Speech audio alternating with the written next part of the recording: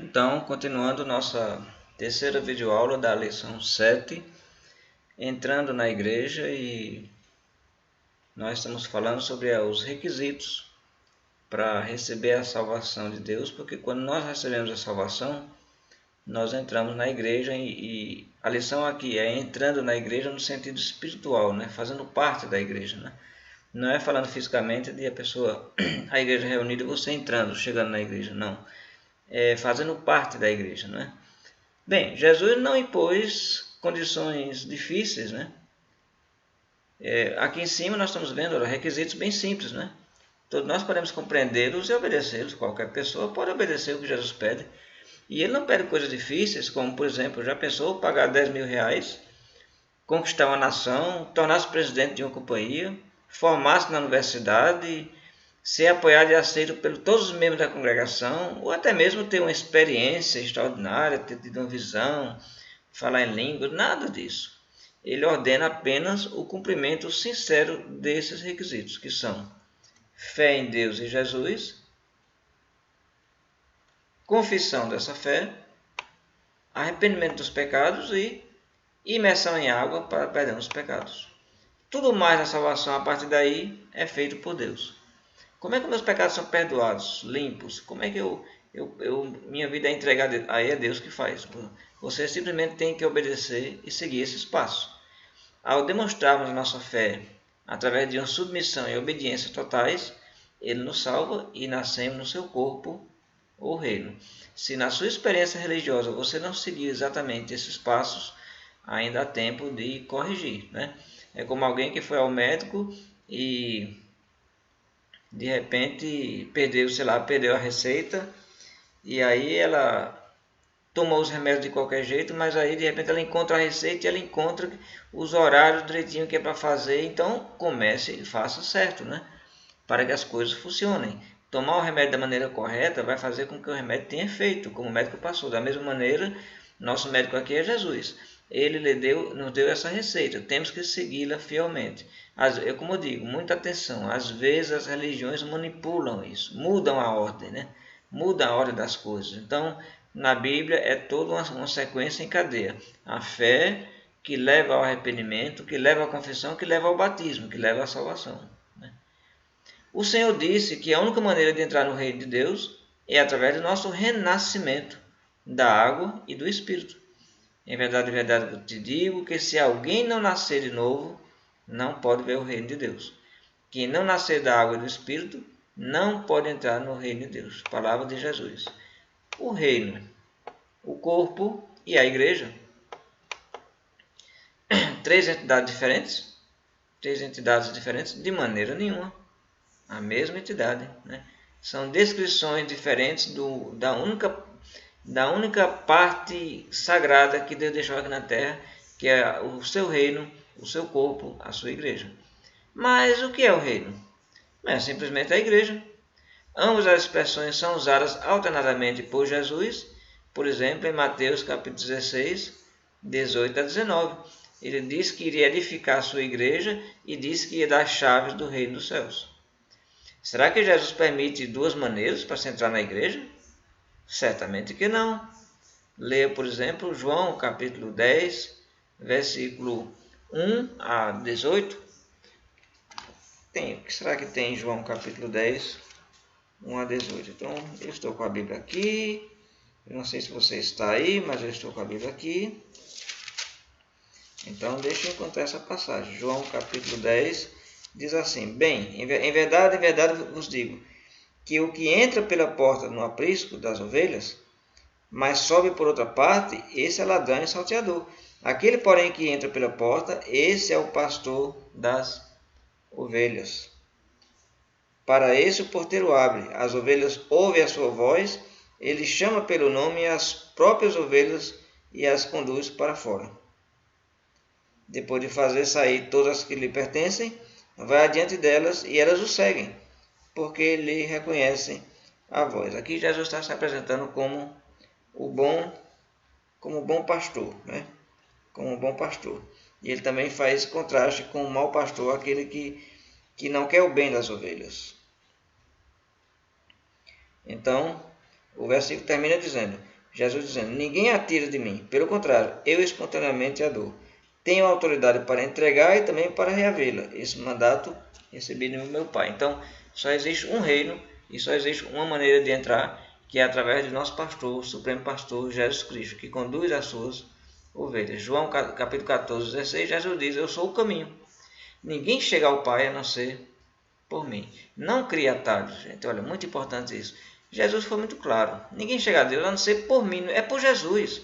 Não é que chega atrás de Jesus através de Pedro, através de Paulo, através de um santo, através de Maria. É diretamente para Jesus. Jesus não diz, ninguém vem a alguém e venha por mim. É por ele diretamente.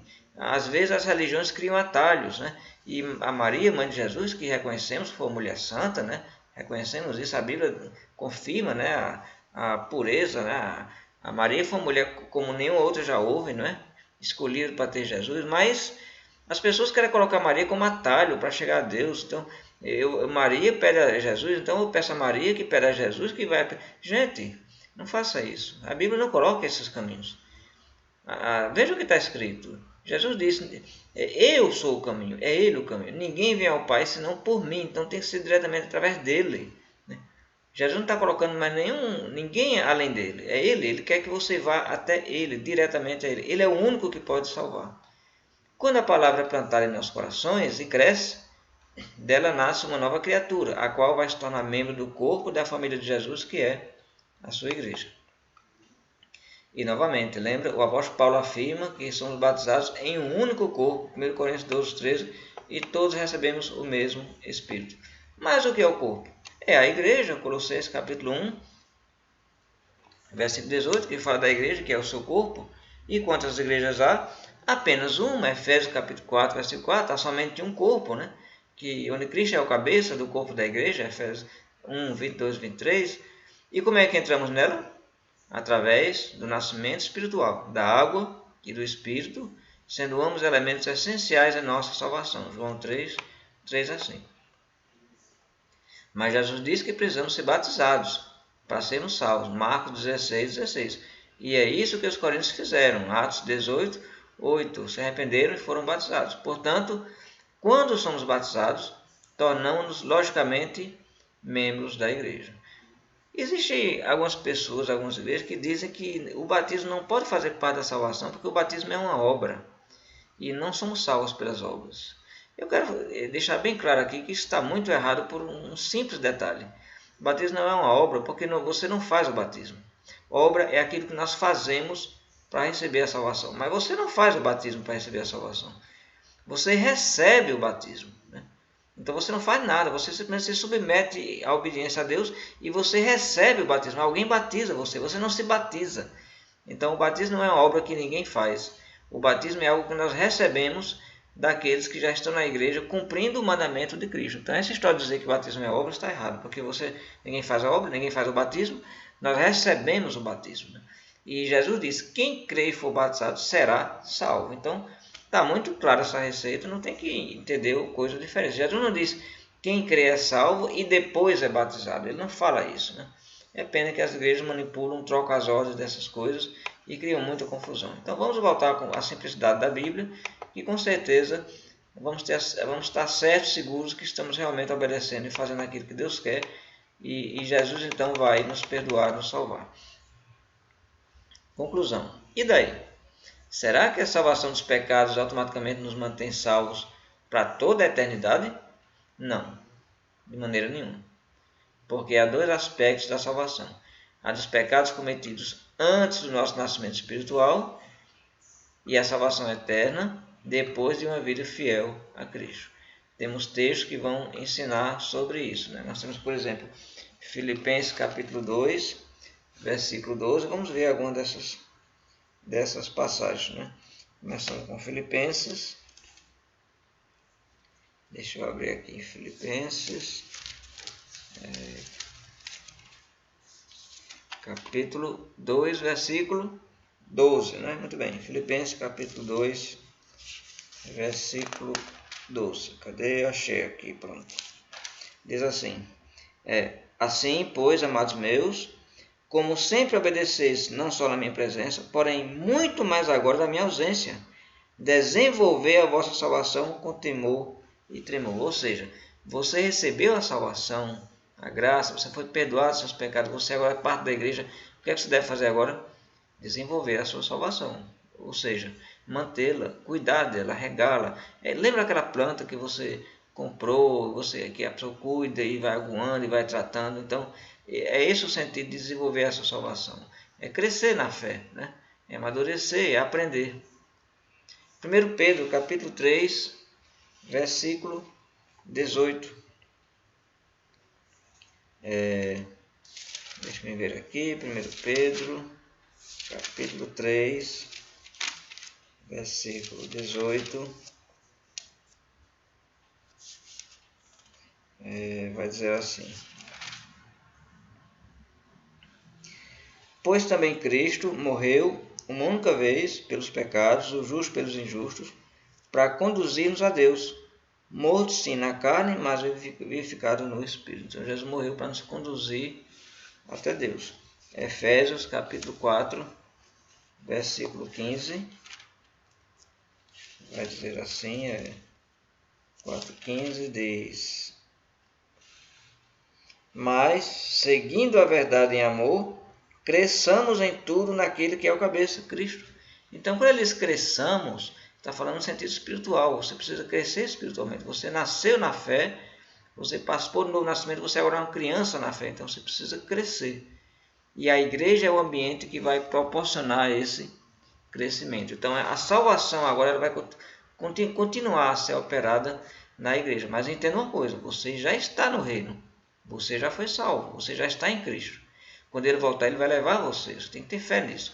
Mas aqui na terra, para que nós possamos trabalhar, desenvolver, executar os dons, pregar o evangelho, precisamos aprender, precisamos crescer. É nesse sentido, né? Romanos capítulo 12. Romanos capítulo 12, o primeiro versículo, vai falar no sentido de adoração, diz assim: Rogo-vos, pois, irmãos, pela misericórdia de Deus, que apresenteis o vosso corpo por sacrifício vivo, santo e agradável a Deus, que é o vosso culto racional. Então, você se apresenta a Deus, né, para adorar, né, com entendimento, culto racional.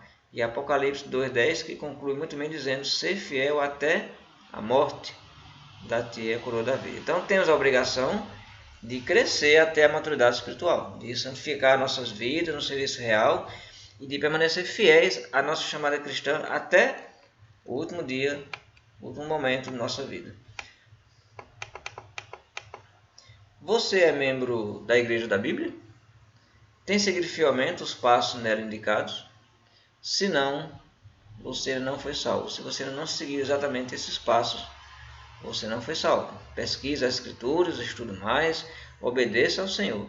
Ele próprio, nosso único Salvador, prometeu salvá-lo e acrescentá-lo ao seu glorioso corpo através da sua fé e obediência. Que o Senhor te abençoe nesses estudos. Vamos continuar, lição 7. Na próxima lição nós vamos estudar sobre a adoração na igreja. Que o Senhor te abençoe.